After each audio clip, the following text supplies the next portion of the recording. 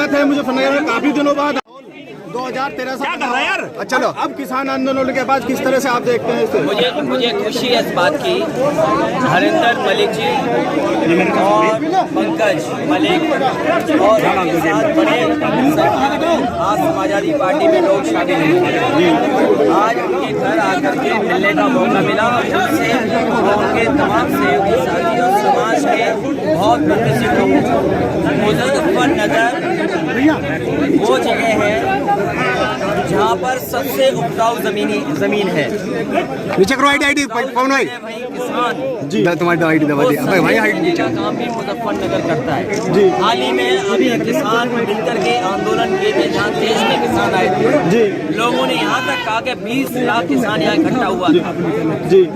जब यहाँ का किसान जागरूक है जी, समाजवादी पार्टी ने लगातार जोड़ने का काम किया है जी। जिस तरीके से महंगाई बढ़ी है, जिस तरीके से नौकरियां नहीं है, रोजगार नहीं है, आने वाले समय में परिवर्तन तय है जी। ये गंगा यमुना की धरती है, बीच की धरती है, द्वावा है जी। वहीं इस शहर की या आसपास के जिलों की गंगा जमुनी तहजीब रही है।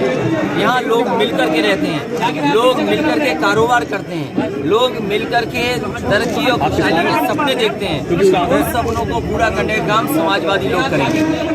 आज किसान चाहता है उसके गन्ने की कीमत जो सरकार ने तय की है 24 नौजवानों को नौकरी मिले, नौजवानों को रोजगार मिले, महंगाई कम हो। कोई सोचता था कि डीजल और पेट्रोल की कीमत इतनी हो जाएगी।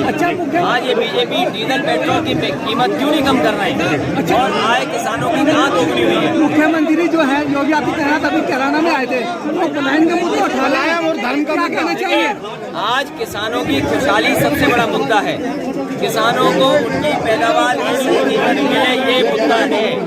और जहाँ तक पलायन का सवाल है, मुख्यमंत्री अगर पलायन करके यूपी ना आते तो 5 साल उत्तर प्रदेश के लोगों का बर्बाद नहीं होता।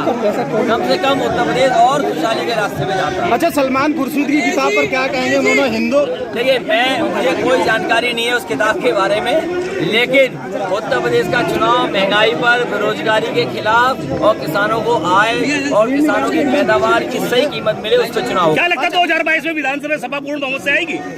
समाजवादी पार्टी और उसके साथ साथी दल पूरा बहुमत मिलेगा। अखिलेश जी, एक जनता एक सवाल जवाब चाहती है गठबंधन के ऊपर। पेंशन बीजेपी ने छीनी थी, आने वाले समय में क्या रास्ता निकाल सकते हैं उस पर विचार करेंगे। गठबंधन के ऊपर, गठबंधन के लिए जनता जानना चाहती है। पार्टी और गठबंधन के लिए लगातार काम कर रही है, दलों को जोड़ रही है।